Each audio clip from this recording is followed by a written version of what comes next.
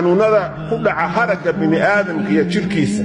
xanuunada ruuxda ku dhaca isha iyo jinka iyo sixirka iyo waxyaabaha u dawada waxa kamida qofka in roobka loo dhigo hadii aanu ogolayn dadka xanuunada ruuxiga qaba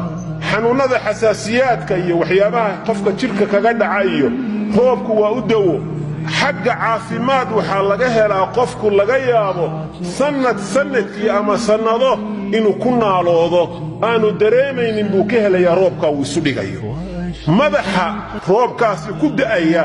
waxyaalaha uu gelinayo dhibicdu markay ku dhacdo hawo yar baa la socota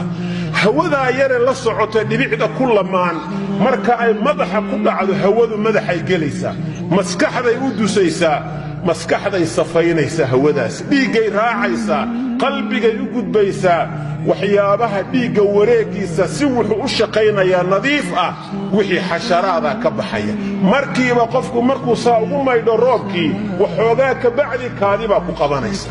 haddii markaa xitaa aanay kaadii ku wax yar kadib safayntii jirka ku dhacday ma jirto dhibic biyaha oo dhulka aad ka soo qaado aad isku shubtay